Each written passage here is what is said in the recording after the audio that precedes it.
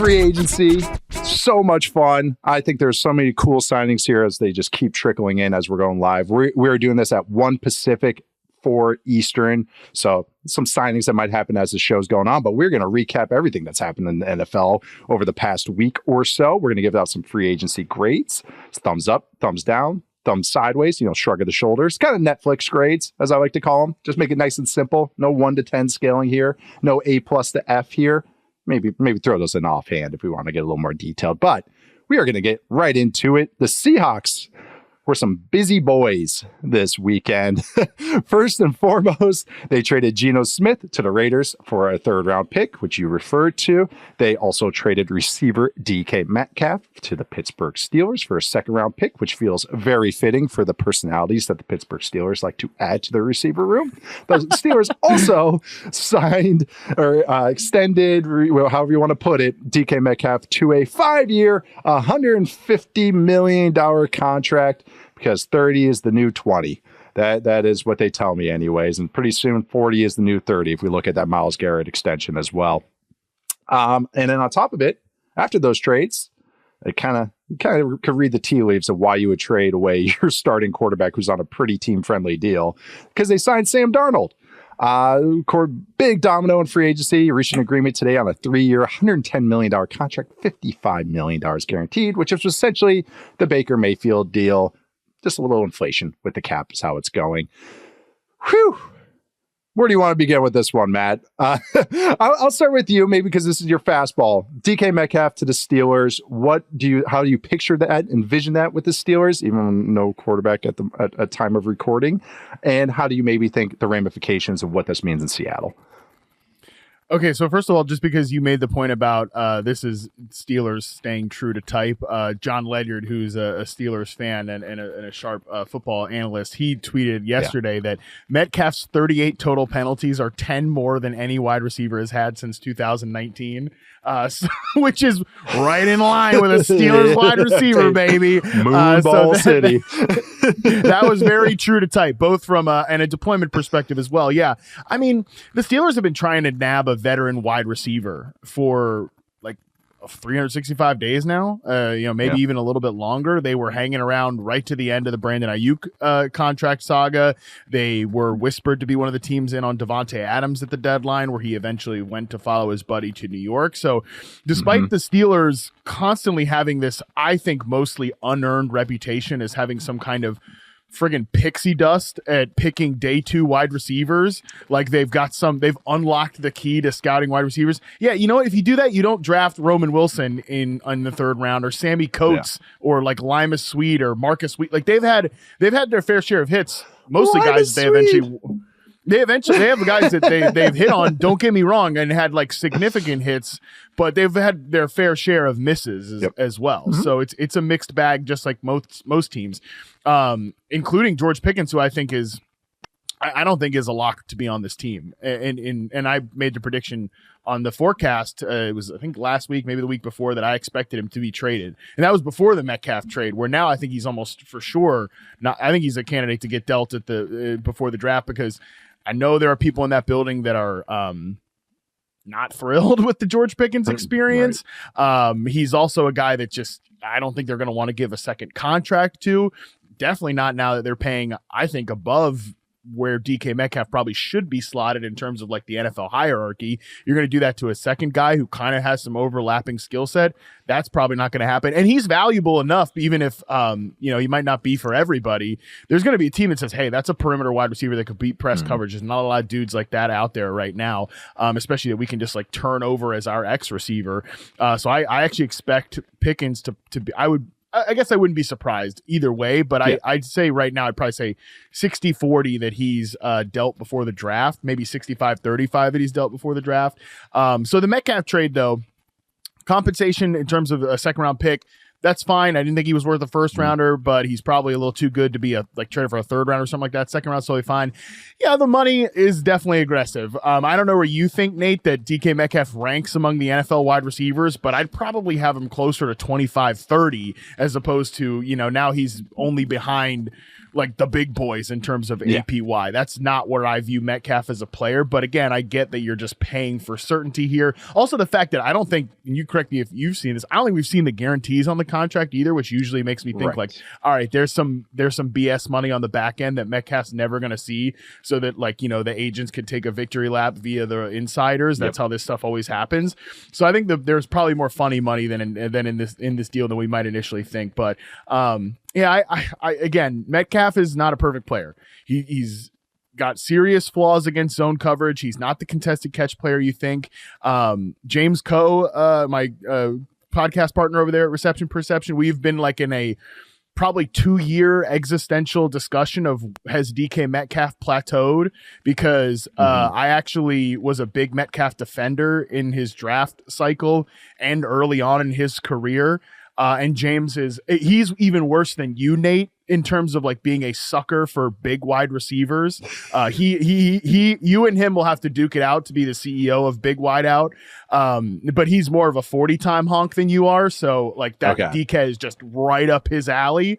So we've kind of had this long-standing discussion of, has DK plateaued? I think the answer is yes. And I think that's fine. I think, again, he's a really good starting X receiver in the league, but he's got his flaws. And I think it's always easy to come back to 6'4", 4'3", and say there's yet a ceiling untapped here. My guess is that that's probably not true. And even if it was, it's probably going to happen in Pittsburgh. This should kind of let you know how I feel about DK Metcalf. I like my big receivers, especially if they can run. I'm not a big fan of DK Metcalf. So that kind of lets you know like where I sit with him. I think ideally he's a low end 1 or a high end 2. A high end 2, like ideally. You can live with him being the primary target share but you need other receivers with him. You can't just go him and then, whatever. You need another guy or several guys. That's why it's like, oh, Pickens is still there.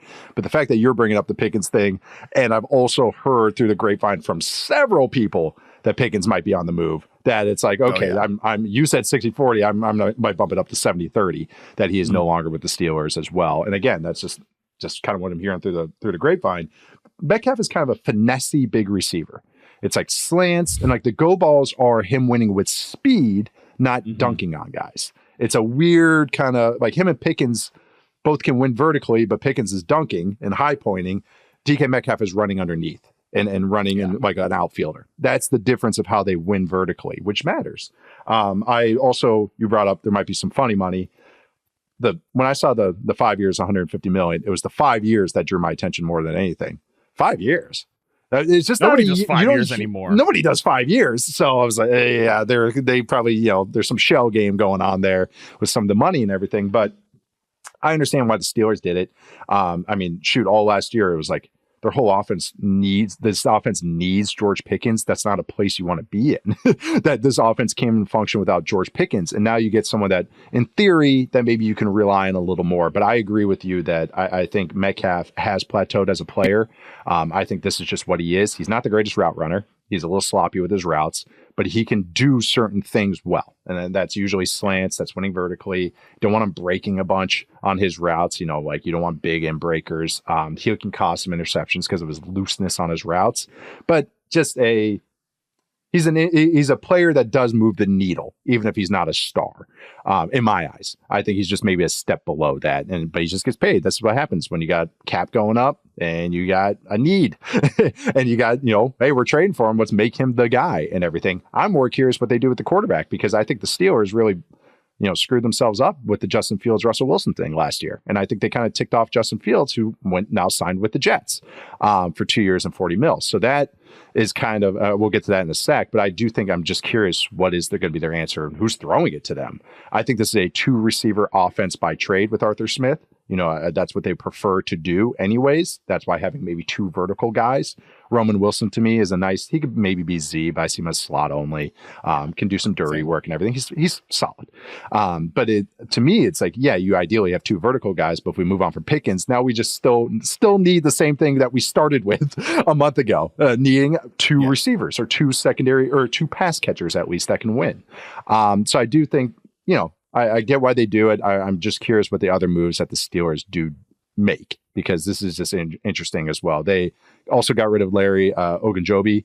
So clearing some cap space there. So just curious what the trickle down is. Is it Aaron Rodgers? Is it something else? We'll see, I think, with the Steelers in the rest of the week. But if I can just make one route dork point real quick before we move off of Metcalf, I do actually think that, and it was funny because, again, I was charting him today, and one of the first thoughts I had was like, I bet Nate hates his blocking because I think he's a big receiver, not a fun blocker. No, so he's not. He likes detail as a player. That's why I don't really like DK. There's some outright weird reps of him where he's just like kind of crouching down and like not even engaging as a blocker. So and he's had mental busts over the years that I can tell, and so I agree with that. So yes. enjoy Arthur Smith's offense, but I will say in the Arthur Smith offense, I actually do think that this X receiver route tree, because I do disagree with you a little bit that I'd almost rather have him on these big in breaking routes. I know he's going to be sloppy with the details, but where I didn't like his usage in Ryan Grubb's offense all that much because that was strictly like straight line stuff, and it was very much like the Rome Odunze X receiver route tree from college where he's run a lot of like go routes and curls and traditional man beating routes, and stuff like that. Where I kind of want him because if you can get him into open space, he's really good on those slants against press coverage. Yes, and again, so like high leverage down and distances. If it is Rodgers on those routes, I actually think that fits well. And obviously, I'm saying it's something that hasn't happened yet, so this could date really poorly when the podcast gets posted. That's why we didn't preview the offensive side. Yeah, who cares? But like on these play action concepts, that Smith loves, and obviously I don't think he's in the AJ Brown tier, but like some of those big in breakers, I think that might actually, I could see Metcalf being a better fit for that and like getting into space, yards after catch opportunities than he is like, again, let's work on the sideline and be a contested catch threat. That's a valid point. You got to picture more with how AJ Brown looked with the Titans and Arthur Smith's offense. Like in that kind of role. So that's a very valid point. He's a build up speed guy. You don't want his legs ever stopping. So don't work back. Don't ever work back to the ball. None of that. Move forward. So so I'm with you on some of the in-breaker stuff. So slant and in-breakers are just a little deeper slants. So the other guy that got moved from the Seahawks is Geno Smith, who sent football Twitter into a tizzy with that trade because apparently he's the greatest player you've ever seen in your life. But no, Geno Smith, who I think who's my age, so mid-30s, and is now reunited with Pete Carroll back in Las Vegas. Love this move for the Raiders. I totally understand. I couldn't figure out how they're going to fill their quarterback chair. You sign Pete Carroll because you want to compete soon. I don't think that's a signing to do it. Oh yeah, we're going to build up in 4 years. His contract's only 3. So I can tell that they also indicated about a month ago that we maybe want to go with a vet. To me, I was like, oh, is that Sam Darnold? Or like, who else could be? Oh, then the Stafford rumors came up. Okay, that made a lot of sense, connecting those dots. Whether they were skiing together, Tom Brady and Matthew Stafford, maybe that was just a coincidence, because they live in the same vacation area. We can discuss that at a Starbucks. But no, with Geno, though, going there totally makes sense as far as the Raiders. This is fair compensation. You get a quarterback that's on a team, going to be team friendly deal, knows the head coach, all that stuff. It's better than what they've had anytime recently. Geno, this is where I go with Geno. Geno can make the high end throws. You can win a Super Bowl with Geno. Is Geno a top 8 quarterback? No. Top 10? No. Top 12? No. But he's in that tier of 12 to 18, I'll call it, that can play high-end play, that can make the big throws, but he needs help around him. I think the last year you kind of saw some of the limitations when he put it all on Geno. You don't want to put it on any quarterback as much as the Seahawks put it on Geno last year, but he needs some help around him. He'll make some mistakes because he's kind of a high wire act quarterback, but he has the high-end throws that gets us all excited. I think this is a good signing for them, or a good trade for them, and because he is much better than you're going to find on the open market, much better than you're going to find in this draft outside of maybe Cam Ward. And I think that this is a top half quarterback play. It's kind of, I'll talk about Sam Darnold too in a sec, but I like this for the Raiders. But what were some of your thoughts with Geno going there? Yeah, a certifiable top 15 quarterback, in my opinion. Yeah. And if we're grading this one for the Raiders, I mean, it's a thumbs up for me. Thumbs up. Like it's a thumbs up for me because and maybe even 2 thumbs up here because, like you said, they were not going to get better. Okay, like nope. Where is somebody that we could say like that's a certifiable top 15, even if you want to do 18, top 18 quarterback in the league. And I've been wondering like, okay, Tom Brady's got a big say in this process. what is a Tom Brady like preference quarterback? Because it's said like the only guy we really heard that he likes Shador Sanders because it was like accuracy and leadership and yada yada. But obviously they tried to pursue Matthew Stafford, and that makes sense to me. Like Matthew Stafford, Brady probably looks at him and says like, yeah, he has the same like management of the pocket, like high level conceptual understanding of plays, the ability to go 1 to 2 to 3, not like pure progression nonsense, like actually read out, plays and based on the coverages, just like I could. But he also has the God-given gifts that I was not that I had to work hard to grasp. So I could understand why he liked Stafford in that way. And Geno is probably like the Bud Light version of Matthew Stafford a little bit. Like they both kind of play the game the same way. They both have big arms. They probably try to write some checks that they really can't cash at sometimes, especially Geno. I think he's like a worse decision-making Matthew Stafford, but again, he manages the pocket really well. He can access all 3 levels of the field. He's highly accurate, and I like the way he works out of the gun. It was kind of on my radar early on with Ryan Grubb that the passing game and running game was so siloed because they basically like Kenneth Walker's an under center back, which is we'll get to the Seahawks in a second. Under center back and Geno works really like he can work under center, no question. But like they were using him more as like a gun passer, and I actually think that fits really well with what I'm kind of imagining that Chip Kelly's going to be. So the 90% shotgun rate, Chip Kelly, I mean, it might not be 90% anymore, but maybe it'll be 80%, 75. They'll be up there in terms of shotgun passes, I would bet. So I think Geno fits really well there. Again, he reunites with Pete Carroll. He makes him competitive. Like they've got weapons that he can distribute there too, and they've got. I'm sure they're going to add an X receiver. I'm sure they're going to add a running back, obviously. So I think this is great for the Raiders. It just makes so much sense to me. I'm curious where you're at, like Seattle's kind of process here, because I again, I want to hear what you have to say because I think I have maybe what might be like a slightly counterculture take. Yeah. Okay. So Geno, thumbs up. Raiders, totally get why they did it. Fair price, everything. Raiders, good job. Thumbs up. For the Seahawks, now moving on to Darnold, again, it was a 3-year, $110 million, $55 million guaranteed, probably a little bit more than they were willing to give Geno. Just kind of the rumor mill of everything. It seemed like there was kind of like a $5 to $10 million difference between Geno and what the Seahawks wanted to give him. Maybe it was one of those Seahawks were like, well, sorry. Once that move happened, it was like, all right, Darnold's going to the Seahawks because you don't trade away your quarterback unless you have a plan. And Seahawks don't have a top 5 pick, So all right, so okay, I'm doing the math there. So I was willing to bet a lot that that Darnold was going to the Seahawks. You got Clint Kubiak there, so you have the connection there. Darnold and Kubiak were in San Francisco together. Also, they said they're getting younger. I think that was some aspect of it. This is a guy that maybe we can tap into more as he enters the prime of his career. In theory, this is all theory. This is just the line of thinking.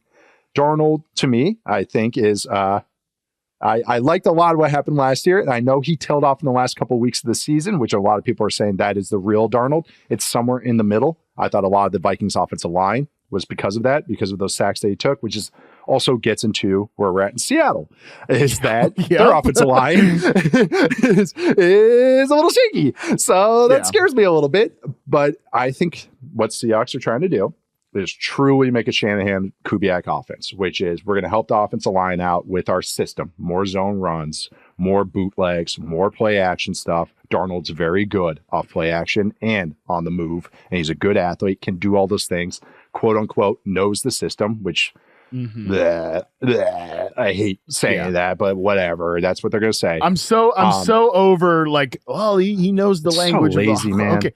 Yeah, he can speak the language, but like, can we drop him in the foreign country and like and he can live a life, he can thrive, or can he just merely survive? I don't know. Yeah, and that's all these things. But this is the argument I think the Seahawks are making, is that we're going to make our run game better. They're probably going to add to their offensive line some way, shape, or form. Our offensive system is going to be more too tight end heavy, and this is why the DK Metcalf trade probably happened as well. I think DK Metcalf, I know we're talking about Darnold, but I also want to say I think there's a big disconnect between how Metcalf is viewed in the league and how the public views him. even as a prospect. And I think just even our conversation, we kind of hit on that a little bit. I think that sloppiness I bring up, I think Seahawks coaches and staff get frustrated with that. And they just go, all right, we're going to get a bunch of guys we can rely on. Yeah, they might not be as talented, but we want to have more reliable players. That's a big thing in the NFL, is having reliable players. It's a sliding scale. You have to be an absolute freak, top 5 guy, and we'll let you, we'll let you get away with some stuff. Better bees, as we call them on defense, like you better be right. But I think that's why they wanted to try to maybe revamp this team to get guys that are more trustworthy. Whether, I don't know what, if that's talking about Geno, just talking about DK. But with Darnold, I think that same argument. It's like, hey, this is what we want to instill with this team. This is what we want to go behind. This is the quote unquote system that we want to be in. And I think this is the offensive flow and philosophy we want to be in. And Darnold's kind of like our version of that. Darnold got benefited from Justin Jefferson last year, absolutely, and benefited from that offensive system. I don't think the drop off is going to be, oh my God, dramatic. This is crazy. He's going into the worst ecosystem ever. Holy crap. Right. I think it's more of an average-ish, above average-ish ecosystem. They just have to shore up the pressure and make sure that they don't expect to put 40 pass plays on Darnold. They just have to be realistic with it. I think they will be, but you have to be realistic. But Darnold gives you the high-end plays that I actually think that Geno can. Darnold's a good athlete, can run around a little bit. He takes a lot of sacks, and that's one negative thing. But I think this run game is going to be a little better than the Vikings had because of just, I think, the buy-in and what the Seahawks are trying to do. So I understand what they're trying to do here. I know no one's really happy, I think, in Seattle about this, but I think this is not as bad as maybe some people are making it out to be. I actually think it's going to be interesting, is what I'm going to leave it at. Yeah, I was going to give it kind of the thumb in the middle, like not an outright thumbs down here, but like a thumb in the middle here, because I can kind of get what they're seeing here. And yeah, I mean, right. It is funny, the Sam Darnold oligarchs and the Geno Smith zealots, there's kind of like a circle there, like in terms of the Venn diagram. Like there is a lot of you guys are the same people. I don't know. There's a lot of I don't know. There's a few of us. It's like I'm being Mina, maybe. Mina's confused right now. Well, yeah. Look, if I was a fan of the Seahawks, I would probably hate this. I actually just hopped on the Athletic live stream right after, right as Mina was leaving, and Robert pulls me on after him and Derek and Mina are talking about the Geno Smith thing, and I was like, and he asked me my thoughts.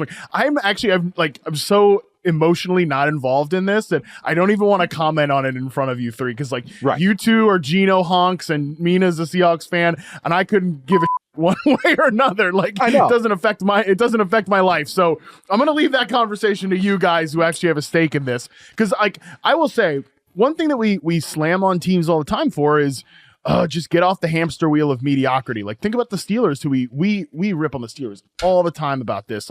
You're just good enough to never get a top 5 pick, whatever. Yep. Like, you never just blow it up. And I think this is obviously not blowing it up. It's not tanking. It's just changing. I think the definition of insanity is doing the same thing over and over again and expecting different results. And I think the Seahawks, right or wrong, I think their justification of this was, we know what this era of football looks like. We know what the Geno era gets us. Like, we know what the DK Metcalf era gets us. So let's try something else and see if that works. And I think that's kind of where they're at right now. And I can understand not wanting to pay Metcalf that money. I can understand, Geno apparently wants, like $40 to $45 million a year. And, Sam is getting like the kind of a markup on the Baker Mayfield deal, which, I think it's totally that's where we expected Sam to land. So I think it's totally fine. We obviously, nobody in the world is going to compare the Vikings and the Seahawks environmentally, but the system overlaps. Good. That's nice. Like, again, he knows the language, all that cliche stuff we talked about. Jackson Smith and Jigba, was awesome against man covers last year. He's a great player. I think his skill set overlaps well with Sam Darnold, who has the devil may care attitude to rip the intermediate area and sometimes for better or worse, where JSN really dominated last year and dominated as a prospect. Like, that's his game. He's not a little bunny hop receiver. He's a true intermediate maven. So I think him and Sam work well together. I think on these play action concepts, again, that's going to work really well between these two players. He has an easy layup receiver. Just tell me who's playing center guard, and tell me who's the second, maybe third pass catcher in this rotation here. That's it. That's why I kind of been like, maybe they had a tight end in the first round. That's something I've been kind of keep my eye out on because it just kind of makes sense for what they're trying to go for. But no, and I think we're both optimistic about JSN operating as a true Z than maybe a true just slot only guy. I know you've been optimistic about it. I have seen now the flashes in the NFL or the sustained kind of play out there, or at least being able to consistently win out there. So it does make me optimistic, especially this type of offense. I think this is a great fit for JSN. I'm just the Seahawks. I'm just so curious about. I've been bullish about them, and even just the defensive improvements I think they're going to make as well. So it's just one of these teams that I don't think that's as drastic of a change. Like both these are imperfect quarterbacks, Geno and Darnold. They both have strengths. Some of them, one of the strengths is that they kind of forget their mistakes. So that is something that's going to be interesting to watch as well. But I understand the argument that the Seahawks are trying to make here, that I'm not maybe as like, oh, the sky's falling. What are we doing? And I love that you brought up the definition of a sanity thing, because it's like maybe they're just going like, hey, let's try something new. Let's get younger, and maybe this will work. Maybe spinning this wheel will work and kind of push us to the next step in contendership, as opposed to like 10 wins and maybe we make the playoffs. Maybe we win 12 and get hot. And that's the thing about Darnold. Last thing, I'll leave it. My kind of line I've been saying about him, he's dice roll Darnold, is that he can get hot. He can win you a Super Bowl because he can have that high end play. It's just that he does need a floor that needs to be high around him. And I think the Seahawks are trying to build that, but we'll see. Our last thing here, another quarterback move, was Justin Fields signing with the Jets for 2 years, $40 million, $30 million guaranteed. Seemed like the Steelers kind of screwed themselves here. Like they kind of, with the whole Russell Wilson footsie stuff. And then maybe, I think even Adam Schefter kind of reported when Twitter was down and everybody was reporting what he was saying on TV, it was that Fields wanted guarantees essentially that he is QB1, like uncontested QB1, no competition. Hey, you're signing me. This is it. And I don't know what happened there, but he goes to the Jets, must get those assurances. Kind of a little, I'm thumbs middle here. Jets needed a starter. Same. And I think for Fields, it's kind of a get ready to run some more. Maybe. Get ready to run a little bit. And I got some cool running backs. There's some offensive line pieces. We need Olu Fashanu to get back. They have Garrett Wilson still. They need more pass catchers on top of that. But yeah, I'm kind of thumbs middle. Any thoughts on Fields going to the Jets, Matt? Yeah, I wish we had like any idea what Tanner Engstrand was going to be as an offensive coordinator. I mean, he comes from Detroit, obviously, but it's not as if they have a deep catalog of look at the quarterback run game stuff that they did in Detroit. They had one of the biggest pocket sloths in the league in Jared Goff, and who's Jared Goff, good player. I like watching Jared Goff play football, but he's not like him and Justin Fields. No, real different. So, I do think this does kind of reek of defensive-minded head coach core, like, oh, we got a running quarterback. We're going to establish They're this scary. thing. They're so hard to defend. We need one. Yeah, yes. Exactly. We've got three running backs here that I think are, varying degrees of interesting. Obviously, Breece Hall's Breece Hall, but Braylon Allen and Isaiah Davis gave him some pop last year. I think that looks like this could just be a team that's really trying to establish it. And like you said, Olu Fashanu, AVT, when these guys are available, big caveat, they do have some linemen that are on the up and up. So I think that I can see a real good run game kind of developing here in New York. The question is just the pass game. Like, I think Garrett Wilson's a great player. I think he's right there in my second tier of receivers if I'm ranking guys in the league. I don't think that Fields is necessarily the guy that's going to get him to like the production that you'd think of a tier 2 receiver, but if he's probably, I'm sitting here thinking about it, like, of all the players that Fields has worked with in the NFL so far, I think Wilson's probably the best separator that Fields has played with. He's probably a notch above DJ Moore in that regard, although Moore's they're just different players. Moore's his own thing. It's like so hard to Moore's kind of like his own little category. I know. Yeah. I love him, but I have always felt like and I said this to him at the Super Bowl. I was like, can we get somebody to like use you in more yards after catch ways? And he had some fun answer to that, but I won't get into it. But I do think that he's just kind of like, he's his own thing. Like, so Fields and Wilson, I'm interested to see how that connection develops, because otherwise I do think they're going to establish it on that side of the ball. Yeah, that's what it seems to me. I love that you said this seems like a defensive coach signing because that defensive no one is more scared of running quarterbacks than defensive coaches, which they might have been especially onto a man coverage heavy coach as well. Yes, you know, like yeah, a man coach. Like, Aaron Glenn's just thinking of the divisional round against Jaden Daniels, like, oh god, that stunk. But no, that because it's devastating against them. So yeah, I mean, actually, the Jets just signed Brandon Stevens as well, which is I'll say good luck with that because he was a little rough last year. Especially in the second half of the year. But they did sign that. That's news that just trickled in. But yeah, it just seems like that they're going to be run first. They know that they're not going to win it all this year. This is a revamped team all the way. This is a team that's trying to eat their vegetables, I think, and maybe not get pot committed with a quarterback and saying like, oh, now we got to take a guy in the draft, or we got to, be the Darnold team again, even though that would never happen, or try and do Kirk Cousins desperation or something of that sort. So I'm interested.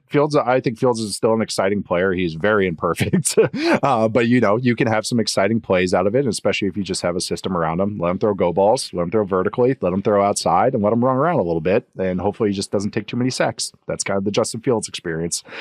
So I understand this. I would say thumb middle because I understand all of this for both sides, even with the Fields maybe being slighted, I think, by Pittsburgh, because I actually would have been a little more excited if he stayed there, just kind of what was going on with him, Arthur Smith, and yada, yada, yada, yada. We are going to take our first break, and we'll come back with the Davante Adams signing with the Rams, the Laremy Tunsil trade to the Commanders, and a whole bunch of other signings that happened opening day of free agency. All right, we are back, and now onto the Davante Adams signing with the Rams for 2 years, $44 million, $26 million guaranteed.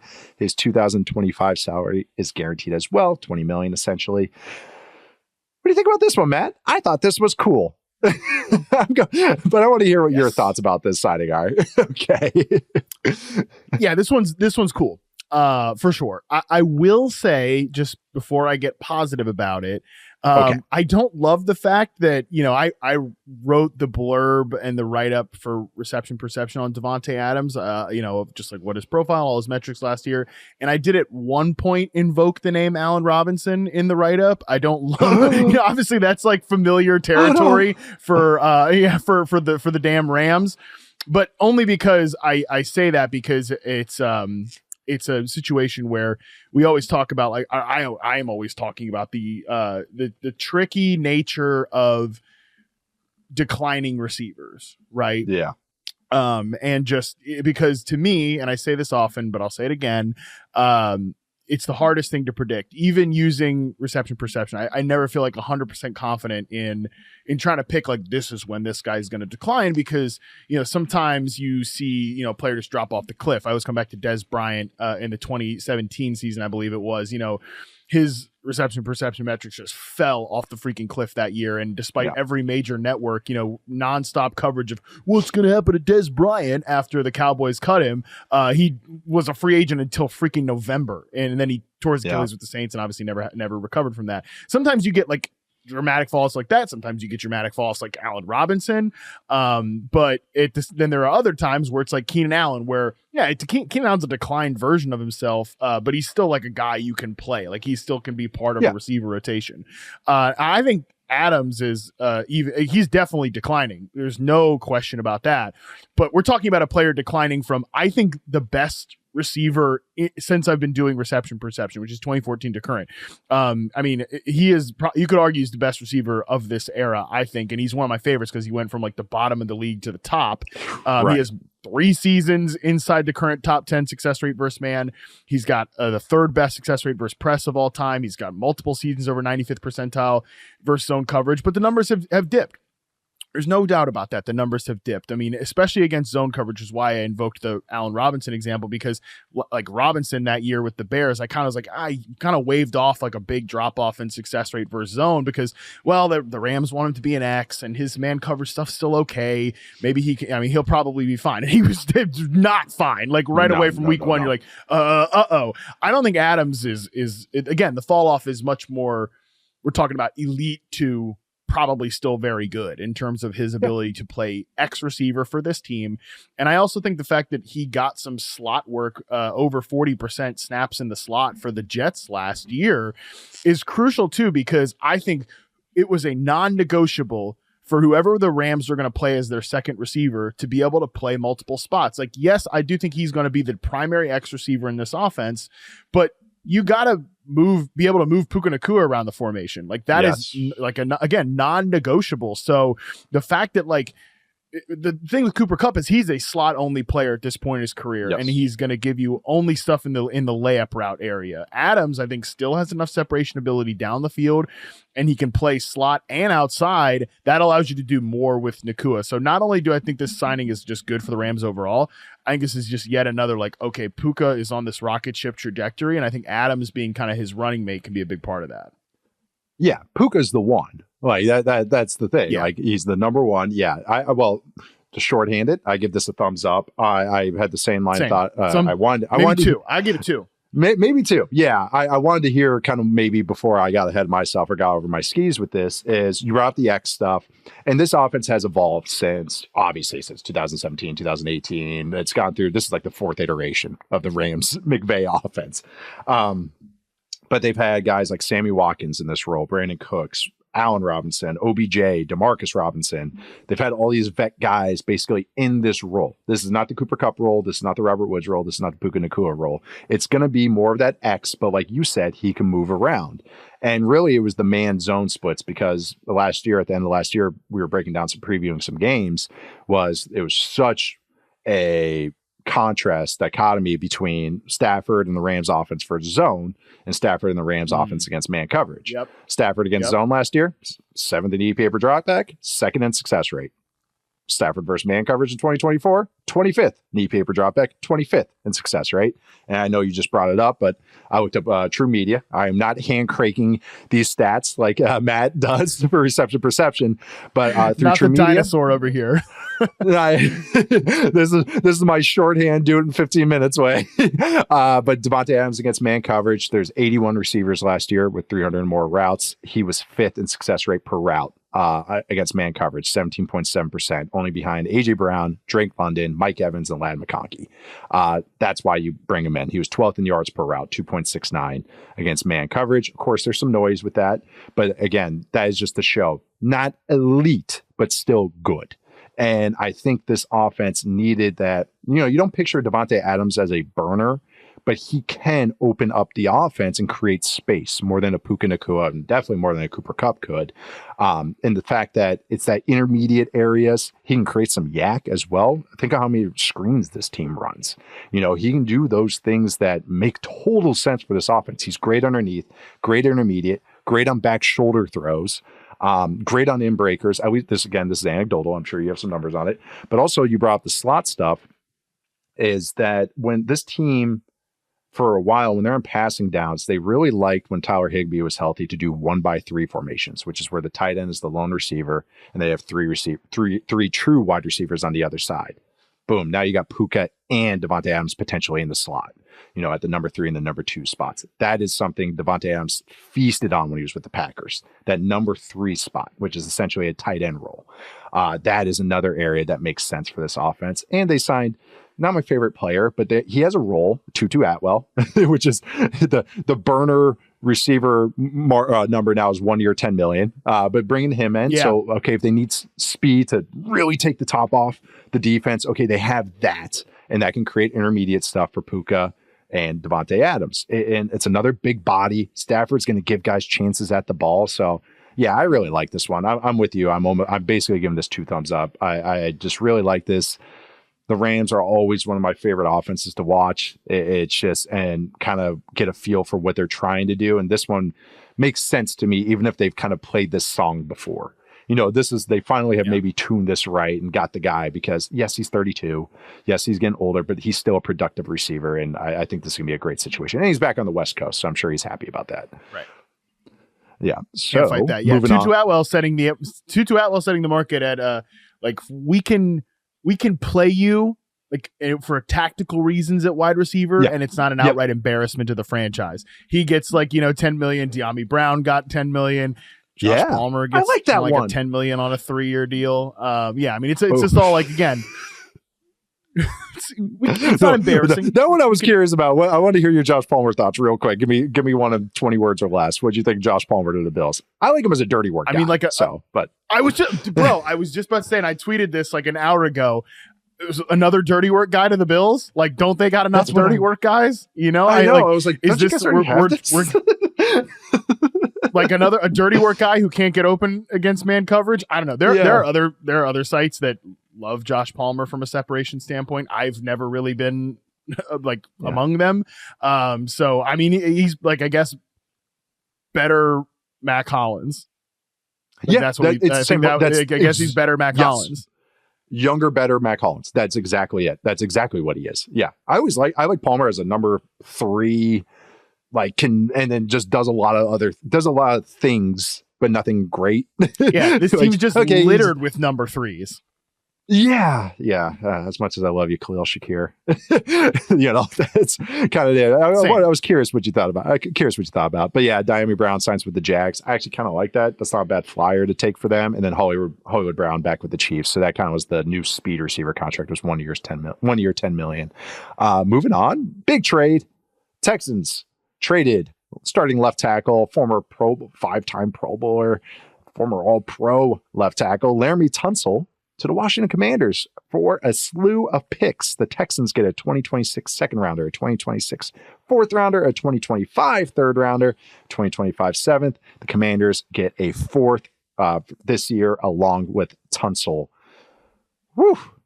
Any thoughts on this one, Matt? And the Commanders have been kind of re-signing their guys. John Bates coming back, which I like. Tight end Zach Ertz coming back. Bobby Wagner. I don't know about that one. Javon Kinlaw.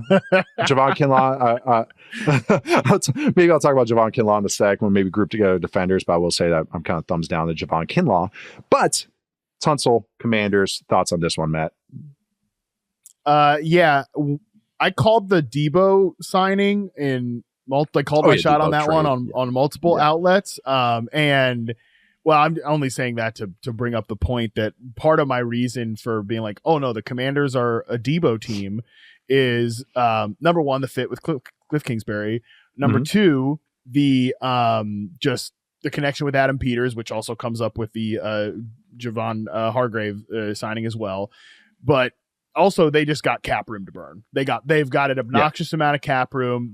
Why don't they spend it? They're really taking that to the next degree here, both on Debo and Tunsil. Like, I mean, Tunsil's getting paid a lot of money for the product that he put on the field last year, which is tough. And part of me wants to excuse a lot of what happened on the Texans offensive line last year due to coaching. We've talked a lot about that here on Football 301, but like Tunsil's too good to be falling into that group. Okay. Like you can't just be like, all right, it's a system issue for Laremy Tunsil, getting penalties left and right and giving up way too many backside pressures. So I don't know if I'm willing to just write that off, but Washington, again, they have an obnoxious amount of cap space, way more than they could possibly spend on the open market. So taking deals with Debo, who's not worth his salary anymore, Laremy Tunsil probably not worth his salary anymore. Like they can pay it, but it's just, again, like we're getting, in my opinion, on Debo, we're getting a very declined version of his, kind of like a bizarro version, like a fogged up mirror version of his peak. He still kind of has the same strengths. They're just all diminished, and the weaknesses, what were weaknesses are now real problems in his game in terms of like beating man coverage and all that stuff. Tunsil is also probably not that declined, but he's definitely not the same player I think he was at his peak. Yep, that's kind of where I'm at. And also, when you pay a guy with that pedigree and he should be smack dab in his prime with no real injury stuff and falls off, like a guy that gets paid that much, to me, and this may be just some old head take I have, is that once you're paid, you should be coach proof. Like it shouldn't matter. Yeah, like especially if you're paid and supposed to be the leader, like you shouldn't have mental mistakes. Like a guy getting beat 1-on-1 and all that stuff. I go back to this all the time. But when you have mental mistakes like Laremy Tunsil did last year, very disappointing and very discouraging. And offensive line stats, like most football stats, should always be taken with a grain of salt, knowing all the context and variables are a part of this. But Tunsil gave up his highest one-on-one QB pressure rate last year, only topping the year before. It's still about league average among tackles, which hovers around 10%, and his was 9.5%. But he's getting paid to be a dude, getting paid to be a top 3, top 4, top 5 guy at worst, all pro candidate, not a guy that's like, oh yeah, you're average now or above average starting. But it was 9.5% last year, 9.4% the year before. Years before that was below 7%. So it's dropped off the last couple of years, and I thought his lack of detail was very disappointing, I would say. Granted, this is an improvement for the Commanders, even though their offensive line punched way above its weight last year. That this is talent. And this is at the worst case, I think, an above average starter still, Tunsil. And maybe, sometimes a guy gets traded. It's a little slap in the face. And also maybe, going like, okay, I got to, get my reputation back up there if they have some pride. So it's a lot. But I understand the thinking. It's hard to find quality players. We'll talk about the Dan Moore signing in a sec after the break, but it's hard to find guys that can actually just start and you can rely on to start. So I get why the Commanders did that. I would say it's kind of, I don't know. It's not, it's like kind of thumb middle for me, kind of like this, thumb middle for me. Yeah, I'm kind of wavering on it. Yeah, it's one of those I think people are going to overrate a little bit because of name recognition, but I do think he's still a quality starter. He just has a lot more blemishes than he used to, and now it's the bet of, was that situation? I think it was a little bit, or is this just what he is now? So that's also something that you kind of have to bring up. You brought the Debo stuff. They still need an outside receiver. Because Debo is going to be slot only. That offense, their outside receivers are very vertical, stops and goes. So Debo, that's not his role. He's a move around guy, which I think could be interesting. Cliff Kingsbury did some cool stuff with pony personnel, with 2 running backs. Debo can kind of fill that in, a lot of screens, all that stuff. So it's stuff I get why the Commanders did it. Like, you have the slew of space. These are upgrades, but it's still just like not these like, oh my God, this is it. This is all you need. Like, they still have so many other things they need to do. And just because of where these players are at their points in the career. So I'll say both of them are kind of thumb middle, little moves for me. Kinlaw, probably thumbs down. I thought that was a lot of money for someone that I don't think is a very good player and now hasn't been a very good player in several spots that wanted him to be a good player and gave him opportunities to do it. So that one I didn't really agree with too much. We are going to take our last break, and then we're going to come back with rapid fire signings and our thoughts on those. We are back. Yeah, I'm just even looking at some more stats with Tunsil. It's like, this is a good way to put it. He had 47 one-on-one pressures allowed. Previous years it was 38, 33. Like, it just shot through a roof last year. But anyways, let's move on to the Patriots, who also had a lot of cap space. We're talking about the Commanders having a lot of cap space. Commanders kind of re-signed their own guys, trade for a couple guys. Patriots went, no, we are going to splurge in free agency. They signed Milton Williams, $26 million a year, not the Carolina Panthers for Milton Williams. They also signed Carlton Davis for 3 years, $60 million, 34.5 guaranteed. Robert Spillane, 3 years, $33 million guaranteed. Harold Landry, too. That's the Mike Vrabel tax that you have to sign because I'm sure he knows the system of rushing the passer. And then we got Morgan Moses for 3 years, $24 million, 28.5 guaranteed, 34 years old, but Morgan Moses is a solid starter. And I'll say this a lot about some of these offensive line signings that we're going to get to. Going from crap to not crap is a big improvement. It doesn't have to be crap to Pro Bowler or crap to all pro. Just crap to not crap is a big improvement. And the Patriots had a lot of crap with their offensive line last year. But some of these moves, Milton Williams, I really liked. I'll say the stat 500 times, second in pressure rate among defensive tackles last year. So big improvement for them. I think the Patriots are putting together a very interesting defense. This might be a top 5, top 6 type defense. I said that a year ago. They had some stuff happen. So who knows? But I really like Milton Williams. Carlton Davis is a great number 2 opposite Christian Gonzalez. Davis is going to miss 3 to 4 games. It's what he does every year, but he's a fun, handsy, aggressive corner. Fit in the Lions perfect last year. Should be a great number 2 here. And Spillane I really like. I think he's a nice, solid linebacker for them. So I like all these signings. Yes, they're going to splurge, but they had the money to splurge, and they upgraded a few spots here. But any thoughts on what the Patriots did so far this free agency, Matt? Yeah, 2 things. Just because you mentioned the Harold Landry signing, we were just talking about Debo. I think the funniest thing anyway, and nobody cares about like my tweet responses or whatever. But the funniest thing that's happened to me all off season is that when I did post the Debo video and like, oh, he's gonna get traded to the Commanders, somebody's like, you're an idiot for thinking like a justification for a trade is, oh, these two guys know each other. I'm like, first time like seeing the NFL, like you knew here, buddy. Like look at all these things we've talked about, like Harold Landry going to the Tennessee Titans. Oh, gee, or going from the Tennessee Titans to the New England Patriots. Gee, I wonder why that happened. You know, like what? Right, you knew here. This is how everything happens. Yes. But anyway, speaking of Mike Vrabel and getting one of his former guys here, isn't it so classic that the Patriots have all this cap room? And, it's just every fan is probably like, please get us a wide receiver, get us a wide receiver. Okay, well, tell me which wide receiver you're getting on the open market that you're really, jumping out of your seat for, especially with Godwin going back to Tampa Bay, because that makes all the sense in the world. It's just they have all this cap room and they're spending on Milton Williams and like Carlton Davis and a bunch of guys on defense. And I actually don't mind it at all. Like the only offensive guy they've signed so far for decent money is Morgan Moses. And again, this is very classic Vrabel. And it makes sense too. Like, you forget sometimes until you actually go back and watch that defense. And I was just watching charting DK Metcalf against the Patriots early in the season this morning. After surprisingly entertaining game, if I remember. Very surprisingly entertaining game. Correct. Yeah, 23-3. The Seahawks win. Both Jackson Smith-Njigba and DK Metcalf caught double-digit passes and went over 1,000 yards. Yeah. So it was an interesting game, but you forget sometimes because we're so focused on the offensive line and the weapons around Drake May, yada, yada. That defense was bad last year. And I think a lot of it was coaching, but the coverage was a mess. The linebackers were a mess, and they couldn't get close enough to sneeze on the quarterback. So I think that like remaking that side of the ball, I get what fans want and what a lot of people want out there, but adding some real needle movers on defense was a must this offseason. Absolutely. And guys that I can even say, it's like, no, these are, like at the very worst, their floor is solid starter. Like Spillane is the very worst, a solid starter. You know, like that, you need that. Yeah. Just guys that you can rely on. I know Spillane got hurt and everything, and Davis gets hurt and all these, and Harold Landry's been hurt. But guys that when they're out there on the field, it's like, okay, this guy is at the very worst a B.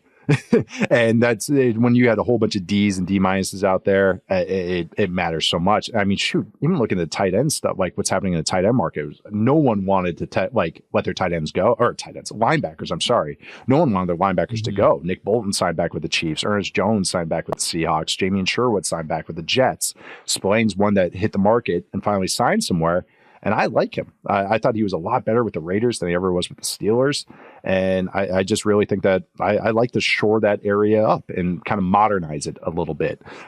They kind of got stuck between Belichick guys with no depth, and there was not like a lot of speed on the position or on their defense. And that kind of really hindered them when kind of lose the mastermind behind it, it seemed like. So all these signings make sense. I mean, I guess overall I'm giving it a thumbs up, even if none of them, like, of course they splurged, but I give it a thumbs up because I understand the thinking here. And now you free yourself to use your picks really how you want them, as opposed to like, we have to draft this. Obviously, offensive line is going to be and pass catchers are still going to be a thing. But now it's like, okay, now we can shore up these other spots that we don't need absolutely this in the draft. So that's kind of how you hope you could use this, the money that the Patriots had. The Bucs re-signed Chris Godwin, who stays in Tampa for 3 years, $66 million, $44 million guaranteed. Kind of what I figured. He kind of seems like a loyal guy, great locker room guy, loves being in Tampa. So I'm kind of glad he goes back there. Son Reddick signs 1-year deal with the Bucs, $14 million, $12 million guaranteed. And they also re-signed Ben Bredesen, their left guard, which I really liked for them. 3 years, $22 million, $12 million guaranteed. That's a good deal. I mean, that's $7 million a year, 7 and change a year for a starting guard. Is he a Pro Bowler? No. Is he anything above average? No.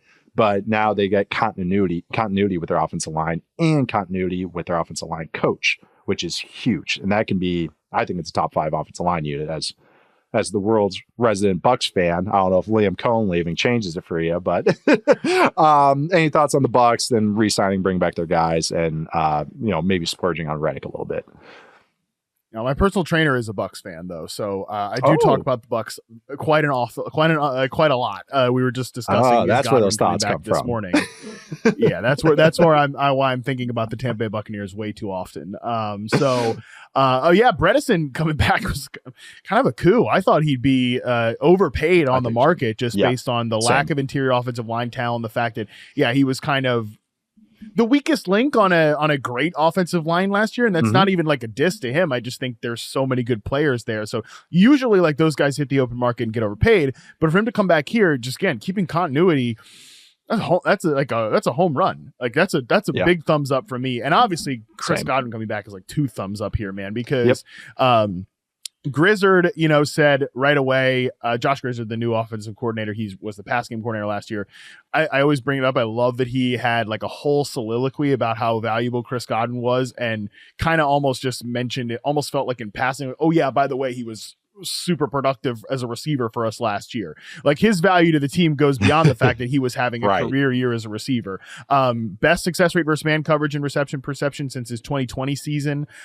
Best success rate versus zone coverage of his entire career last year in the 7 games before getting hurt. So, I mean, he was on a tear as a receiver, and he's so valuable as a blocker. He's so valuable as like a getting guys set up. And I think this means like Jalen McMillan can stay as the 3. I think he's best served as a 3. You don't want him bumping up to a 2. You don't want like Cade Otton. We had that little cutesy moment last year where he basically became our power slot receiver. We don't have to do that for 17 games now. These role players can stick in their roles. Godwin can, as long as he's healthy, obviously that's not for nothing. It makes sense why he would want to stay and just like stick with his training staff. And he is a very loyal guy, all that, great in the room. The whole deal is super valuable in the community.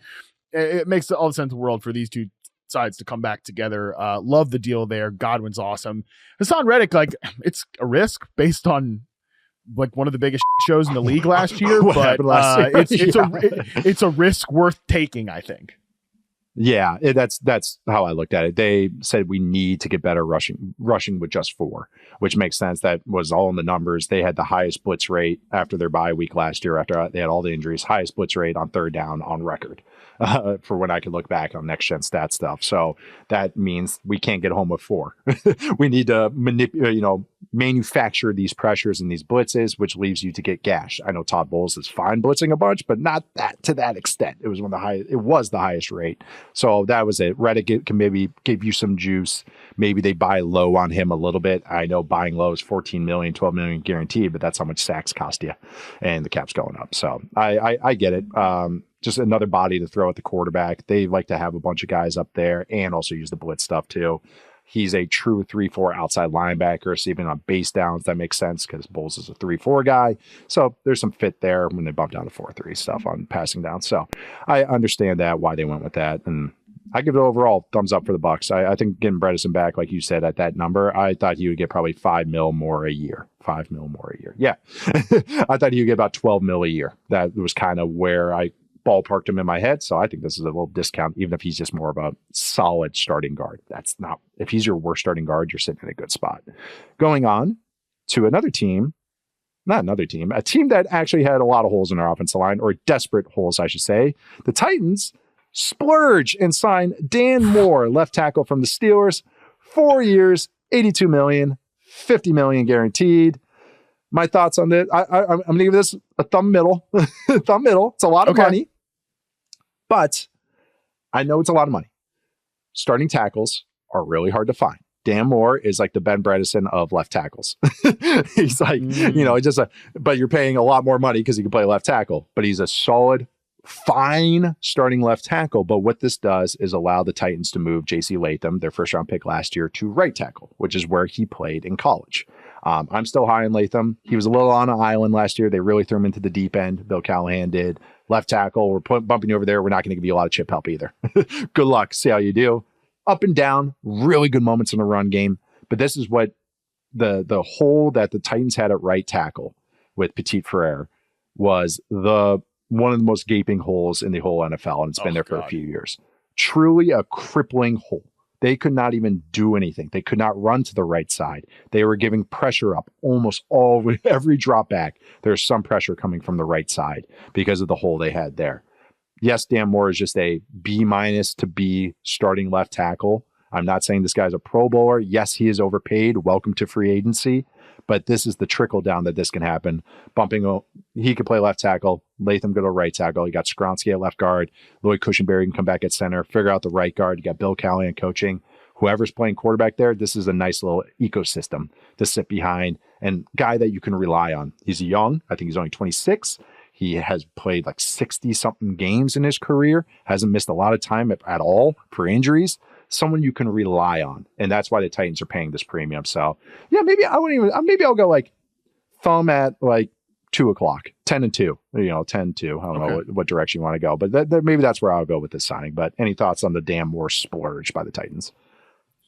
Yeah, I mean, Dan Moore, it's just a classic situation of, the later it gets, you become the hottest person in the bar, because like a couple of weeks ago, it was like, man, look at the tackles that are available in free agency. Well, Ronnie Stanley stays with the Ravens. Lark Jackson stays with the Rams, and again, it just kind of like, all right, shoot. Well, you know what? Dan Moore, you're looking pretty right now. You know what I'm saying? Like so he ends up getting the bag here. He's a capable left tackle, as you mentioned. I think bumping Latham back to the right side is probably the right call. They definitely just did a sink or swim approach with him in year one. And I think he did. It was fine. It was probably a little more sinking than swimming, but it definitely wasn't as bad as what was going on the right side. So you're right. Moving him over there, maybe you plug two holes at once and you just needed to outright get better on the offensive line. I think there's a chance that this, like, he is over. I mean, he's probably overpaid, but like you said, that's what happens in free agency. And again, the Titans have some cap room, and this is a situation where it was their biggest hole, and they weren't going to fill it at the top of the draft. No matter what they do at the top of the draft, like they're either going to take Cam Ward, or they're going to take Abdul Carr, or they're going to take Travis Hunter. They're not, and they might trade down obviously to do take one of those three guys. There wasn't like a left tackle there, and you needed that player. Right. And top left tackles are guys. Will Campbell might end up being a guard.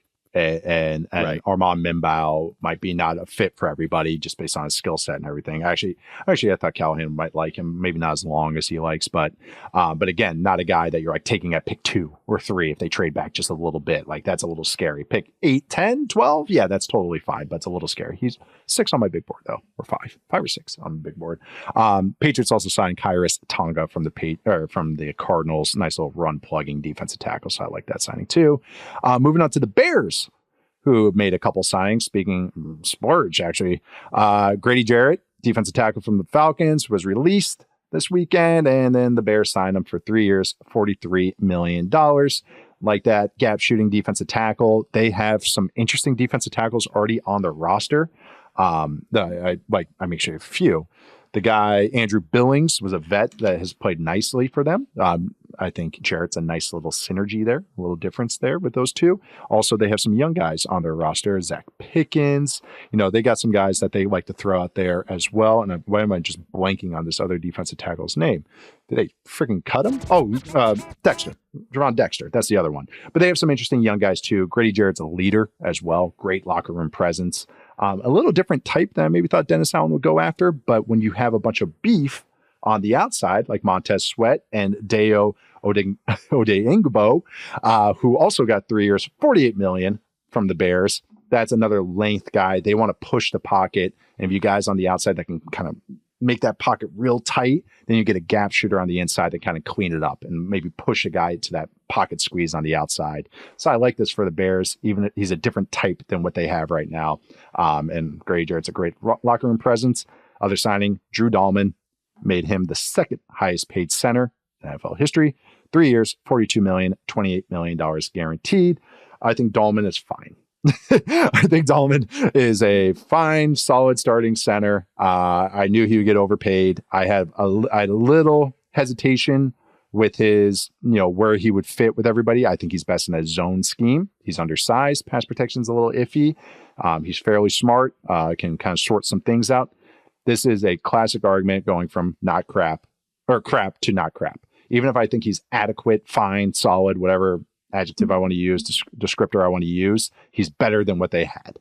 And on top of it, when you have Tooney and Jonah Jackson on either side of him, I like it a little bit more, a little bit beef to help him out on the inside as well. So even if it's an overpaid, I still like this for the Bears. Overall, I'll give this a thumbs up, even if, yes, there's some splurging here, but I give the Bears overall, these 3 signings, a thumbs up because I understand the arguments for them. But any thoughts on the Bears moves, Matt? Yeah, it's always on my radar when team moves on from player at area that they need desperate help. and then another team's like, oh, well, we got to pay that guy a lot of money.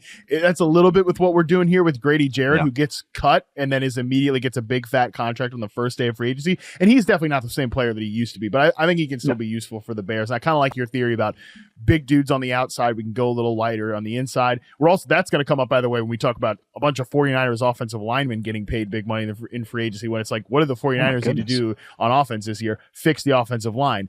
So why are we paying the guys why are they all gone? They're moving on? Why are we paying the guys that they're moving on from a lot of money? Yeah. So that's that Grady Jarrett. That's a little bit on my radar there, but the fact what I like a lot about the Bears moves in totality, and Dahlman being included here, and the Bears were, the Lions, I believe, were 7th in percentage of zone runs last year. So Dahlman makes sense there, in terms, and they're going to want to get to some gap stuff too with Ben Johnson, but I do think they'll primarily be mostly a zone based team. So he fits there, but like the 3 interior linemen, Grady Jarrett as a pocket pusher, Odingbo as an edge rusher here. It's like, I think this gives them a lot of flexibility in the draft, because none of these now, those were all screaming needs, like secondary edge rusher, more help just on the defensive line in general, and obviously the interior of the offensive line.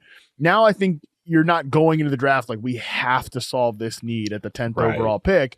Something's there that you like. This gives you a lot more flexibility here.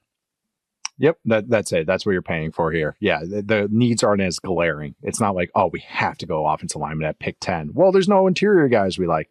We got to take one, though. That leads to bad choices and everything. And the Dahlman thing is like, there's going to be guys coming up that are probably better than him, but you're not breaking the bank. You are breaking the bank. I mean, you're second highest paid center ever, but you're not crippling your flexibility in the future. Like, you can do other things off of this too. Like that, having a tangible starter does matter. Even if I have some hesitations with it, it's how free agency goes. All these guys are going to get overpaid. So yeah, I like it. You got to help out your quarterback. And more than anything, especially if you have a quarterback that's not, Caleb Williams is 6'1", maybe 6'2", he's 6'1" and change, that you want the interior to be shored up. You want the interior to have a nice true pocket so he can operate and actually do things and doesn't feel that heat coming up, and so he can operate through the entire field. So again, Ben Johnson made no mistakes that he was going to shore up the offensive line. No more half measures with this offensive line. I like this, even if they had to splurge a little bit, all of them. I get it. I totally get it. No more half measures. All right. And then, man, we got some other offensive line signings. Jalen Moore, one of those 49ers you brought up, signs with the Chiefs. Sure. 2 years, $30 million. He has 12 career starts. Thumb middle.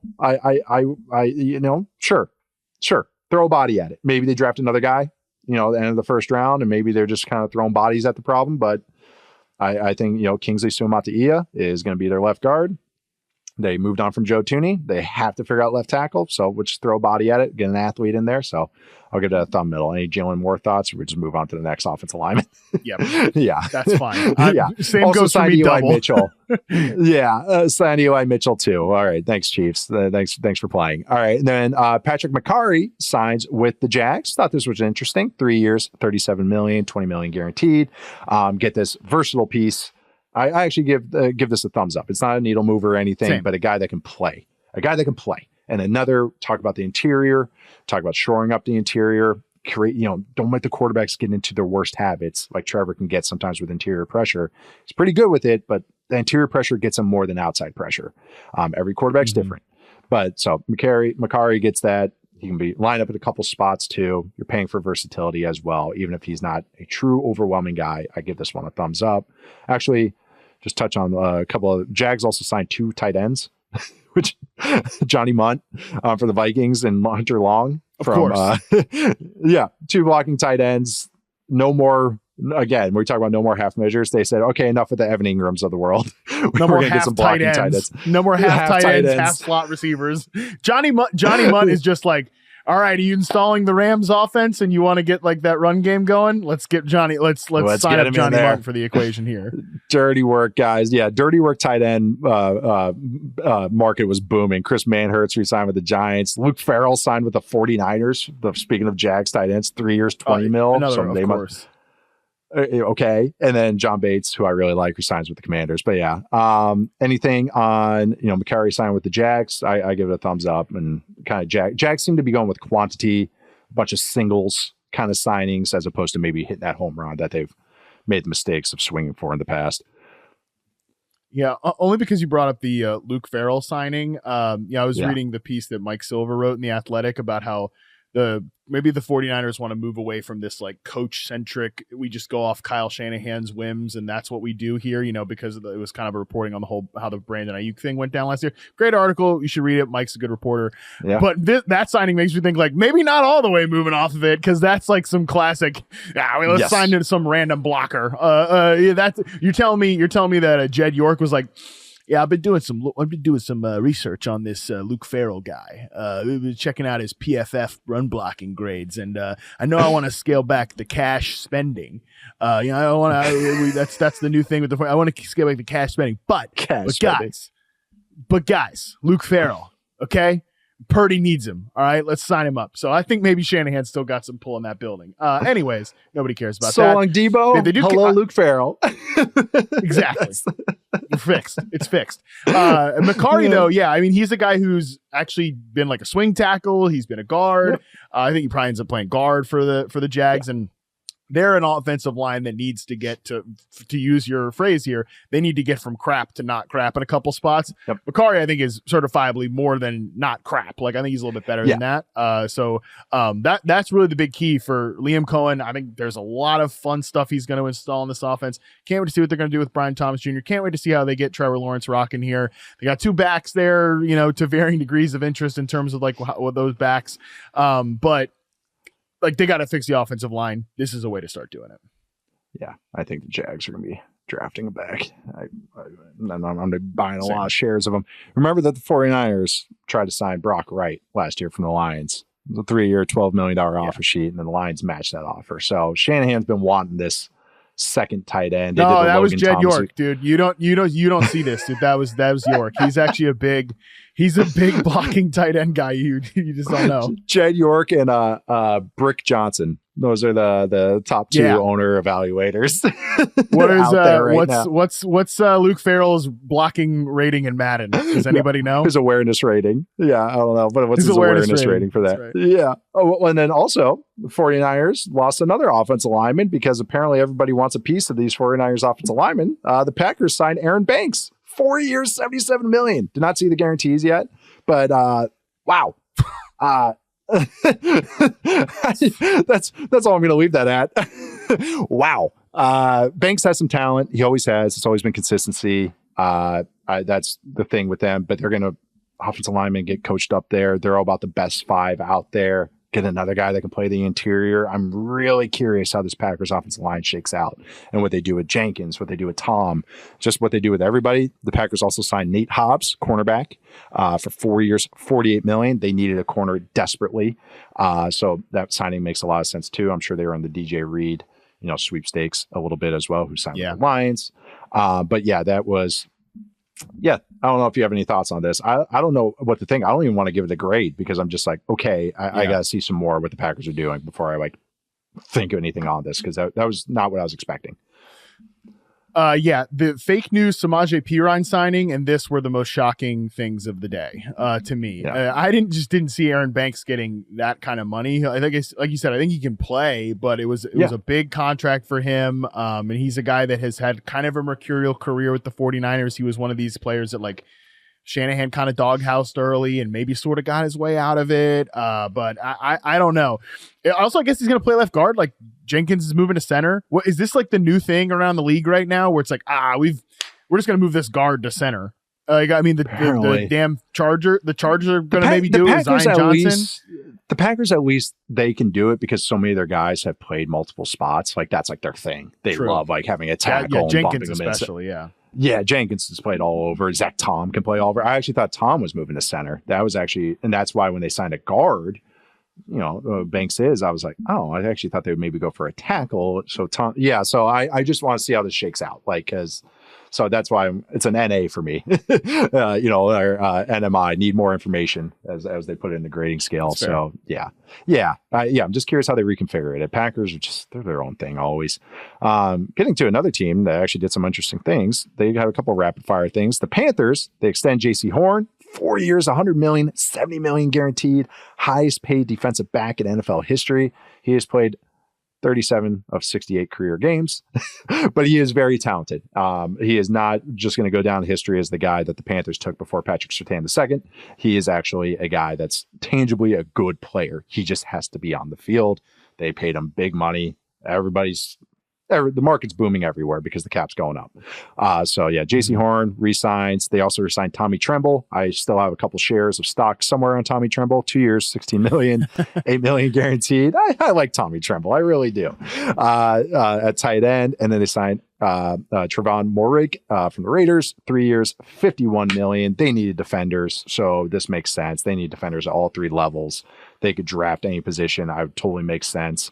But any thoughts on these signings for the Panthers, who have cap space and have plenty of holes on that defensive side of the ball? Yeah, defense has to get better. Period. Right. I mean, and you got has to. And JC Horn, man, had some really nice moments last year. So if he can just stay healthy, I think this could be a contract that looks aggressive right now, and it does absolutely look aggressive. But if he can string together a consistent 17 games, both from a health perspective and some of the flashes that he showed last year, it could be one that doesn't maybe age as poorly as you might think. It does sound also that they signed Trevon Moehrig. Obviously, they were kicking around Javon Holland, but now the Titans might get in on the Javon Holland business. So it's just like hey, we gotta get these we gotta get this guy in here. So yeah, I mean, I will say the damn Tommy Tremble signing maybe caught me by surprise, but it's basically a 1-year deal, and he has flashed a little bit. Yeah, he's just a unique guy because he's like 6'2". Like, he's not like real inline, even though he's explosive. He's kind of a move hybrid guy, but they used him well. Like Dave Canales, Dave Canales at least strips away all fat for his guys. We are going to is it the greatest offense I've ever seen? No, but it's so sound. And I think that's like the most credit I can give an offensive coordinator, offensive play caller. It's like, he just doesn't put his guys in bad positions. And so like Tommy Tremble is like a perfect example of that. It's like, you don't want him blocking defensive ends every snap. You want him moving. You want to get him on the run. He's a good athlete. So I'm curious. That's what I'm just kind of keeping my eye on. All right, we're going to get to the last couple here. Can I break some huge news? Huge news. Is it just for me? Per Ian Rappaport, the Browns are acquiring quarterback Kenny Pickett from the Eagles in exchange for Dorian Thompson-Robinson and a 5th round pick. Sure. Well, who cares? I just had to. Sure. I had to do. We didn't get any news breaking really during podcasts, so got that notification. Nice scouting, Browns. Why do you draft the worst of the backup quarterbacks that the Eagles have? Tanner McKee is right there. And I'm sure you get. Well, to be fair, he's probably Pickett is he's definitely better than Dorian Thompson-Robinson. So yeah, that's damning with faint praise, but it is an upgrade. We're not going to extrapolate the Hall of Fame game into a Hall of Fame career. His people tried to. People did try to do that. Yeah, and you said he was going to be a 7th rounder and a 3rd round practice squad guy, 3rd quarterback practice. Yep. Stand by it. All right. Well, yeah, that's huge news. Oh, God, Kenny Pickett. That 121 or wherever he was drafted is going to keep him in business for forever. Watch what he plays like, guys. He shouldn't be in the league. All right, but yeah. All right, thank you for breaking that for me. It just almost put me in a sour mood. No, you're welcome. Just trade for Tanner. He's right there. Same tape. Watch the preseason. All right, last couple here. Josh Sweat, the other Eagles free agent on their defensive line / linebackers, edge, whatever you want to call it, signs with the Cardinals, reunites with head coach Jonathan Gannon and defensive coordinator Nick Rawlis. 4 years, $76 million, 41 guaranteed. Actually, okay, that's a pretty fair deal. So thumbs up. They need some guys that can win. He's, again, not yes, he played very well at the end of the season. He played definitely his best season of his career. He's a good player. Not all the way amazing. That's the types of guys that are available in free agency. But man, this is a good signing for the Cardinals. They need players like this. This defense is going to be super interesting next year because they needed players like this, tangible players along with the scheme. So thumbs up from me. Any thoughts on this? Yeah, to me, it was just which former Eagles defender was Jonathan Gannon going to... Again, breaking news, folks. People that know each other work together again in the NFL. It was just like, which one of these Eagles defenders was Gannon bringing over? Sweat, I actually do think makes the most sense because they need some tangible edge rushing juice. Yep. This one, they're blitz heavy scheme. This is a guy that can win one-on-ones as we saw in the Super Bowl. So, yeah, like this. Already mentioned the DJ Reed signing with the Lions. Again, he's a good number 2. He's getting close to 30, which is always scary. He's a little undersized. So that's a little scary. So I'm kind of thumb middle with it. I really like the player, but there is some risk with this. But the Lions are fine with risk, as they show time and time again. Already mentioned Javon Kinlaw. We'll go Khalil Mack, signed back with the Chargers. 1 year, $18 million, all guaranteed. Thumbs up. Perfect fit for him. Perfect fit for what the Chargers need. So thumbs up there. Okay, we'll go rapid fire DBs. Giants signed Paulson Adebo from the Saints. Has injury, broke his femur last year. Good player though, has some talent. They're just trying to figure out what their DBs are. $18 million a season, I believe. I haven't seen an update on that. Any thoughts on Adebo, Giants? Anything with this? I whatever. I'm kind of 2 o'clock, 10 o'clock. They've here. just been same. They've just been shredded in man coverage. Basically. For a while now. So Paulson Adebo, when he's healthy, has had some good moments. Now he's kind of like fallen in out of favor in New Orleans a little bit, so it's not like a clear-cut zero risk signing. But yeah, this is another front office that take the swings. If these swings miss, guess what? Somebody else is footing the bill next year, not you.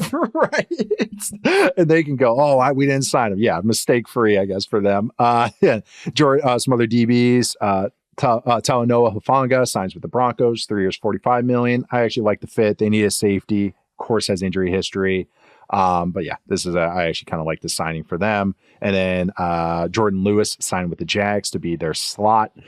3 years, $30 million, $20 million guaranteed. I guess the Darnell Savage experiment was short-lived in Jacksonville. I was probably the only person excited about that originally. So Lewis is signed to be the slot. Whatever. These are 10 and 2s to me. Hufanga, I like that for the Broncos. They needed a safety.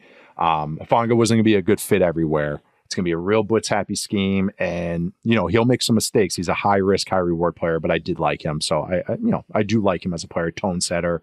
Isaiah Rodgers signs with the Vikings, 2 years, $15 million. Eric Murray signs with the Jags, 3 years, $22 million. Cameron Bynum signs with the Colts, 4 years, $60 million. Very much needed for Bynum. Plays a lot of snaps. They need guys that they can count on. Has some cool celebrations. Any thoughts on any of these DB signings, Matt? I'm kind of, I would say, indifferent to all of them. I understand every single one of these. I also thought the price tag was okay. Even if Bynum's a little rich, I understand why the Colts had to do it.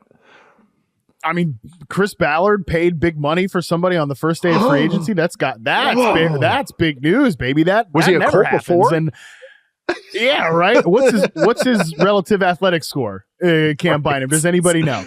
Is he big and fast? Yeah. I have no idea. Actually, definitely do not have Cam Bynum's RAS off the top of my dome. But no, what I will say though is, like, obviously he was a critical member of kind of that funky Brian Flores defense. And I mean, I think that what was the biggest issue that the Lou Anarumo defense faced as it withered in Cincinnati was they rotted up the spine of the defense. So Bynum here, I actually think makes a lot of sense. Is like, I bet Anarumo had a hand in breaking news. Defensive coordinator helped sign defensive player. I bet he had a big input on, like, oh yeah, I like what this guy did. They did a lot of different things with him in this kind of funky little defense it did there in Minnesota. Yeah. I can use him in these sort of ways as well as like kind of my general in the middle of the field. That's a great point. I mean, that Bengals defense fell apart when they lost. He's not the quality player of Jesse Bates, but that type of player that can kind of truly be a safety. If you're going to be in an aggressive scheme, you truly need a smart safety, like a guy that is a safety net and can make sure everything is in front of him and make sure that it doesn't become a catastrophic play, especially when there's motions and stuff and you want to be aggressive, get everyone in set. This is kind of the modern NFL. Safeties have to be smart players. Like, a lot of them wear green dots more than ever, which is the call of defensive play calls. So like a guy like Bynum, that makes sense to me because they needed, again, we say that term tangible player. He's a tangible player for a defense that needs these on the back end. So I'm okay with it. We'll see if Daniel Jones signs with the Colts. That he's like a big name apparently now, because they want the competition in there. I think that is it for the DBs. And then we got Poona Ford signed with the Rams. Last one here, 3 years, $30 million, $17 million guaranteed. I like Poona Ford. Nice, good player. Yeah. I think the Rams are going for the smallest defensive line in NFL history. But I guess that's what they're going for. Fun player though, a defense full of fun players. But any other sign? Oh, did you TJ see? Slaton Did you see Brenda Song had like she was on some podcast because everybody's podcast. And she had like a whole anecdote about how our defense, we don't stop the run, we don't play our linebackers up the middle. She name drops Chris Shula. She's like does the eye thing. Brenda, I don't think is going to be a big fan of the Poona Ford signing because I think she was looking for some more beef on this Rams defense. She was. I think it makes some sense. I did too. Yeah, they're going for a type. Like obviously they want this type of guy on their front, and then just to create pressure, and we'll deal with the gashes. Maybe they just shore it up. So she nailed the analysis. The offensive analysis, she was getting on the floor a little bit, which was like, okay, more line coach, more guard play. But I understand the line of thinking. I was like, hey, good recall. Like to remember that stuff is like, yeah. I love that. To actually recall that name drop coaches, that good stuff there. I was a fan of that little clip I saw too. Speaking of beef, TJ Slaton signed with the Bengals. Big run plugger for them. They need beef. 2 years, $15 million. They also re-signed BJ Hill. Totally understand that. Last defensive tackle news is Jonathan Allen visited with the Vikings, which I think is I would like that. I think that makes a lot of sense for the Vikings. And and I know he's released now, so I just wanted to drop that one in there. Whew. Got through it. Bam. Great job, Matt. we did not preview the offense. Hopefully we recapped it. That was just a scheduling error on my part, but oh well, because recapping all this is a lot more fun than previewing it, as Brett said. Producer Brett said before the show. We are closing it out today. We're going to be back on Thursday to recap the rest of week 1 of free agency. Pick up all the little signings. There's Justin Reed, maybe signed with the Ravens. That's kind of maybe one little thing I want to see out there. That's like one little fit that I have. I'm not really great with the fits, but that's one fit I really like. We're going to close it out today. I'm Nate Tice. You can find me at Nate_Tice on Twitter, Nate Tice on Blue Sky, which was live today because Twitter was falling apart. Matt, where can they find you? What have you been working on? I know you got plenty of receiver trade stuff analysis going on right now. Yeah, I finally broke down and got on Blue Sky today. Elon, you've screwed up the site on the first day of NFL free agency. I'm broken. I'll go over to Blue Sky. So I'll be doing the copy paste tweet functionality on both sites now as well. I'll be when you do get that bot set up, Nate Tice, you'd let me know. Okay. So so I'm Matt Harmon just on Blue Tice on Blue Sky, which is great by the way, because like the _BYB is just a thing I've got to have at this point because I've always had it, but I don't got to have it over there on Blue Sky. So you know what? I'm there. We'll figure it out. But otherwise I've got the free agency running blog up on Yahoo as well. So I'm kind of reacting to all the major offensive line and skill position signings over there. And my reward for this nice long podcast and the long days of work that we've done is finish the DK Metcalf reception perception profile. So we're right back in the lab, baby.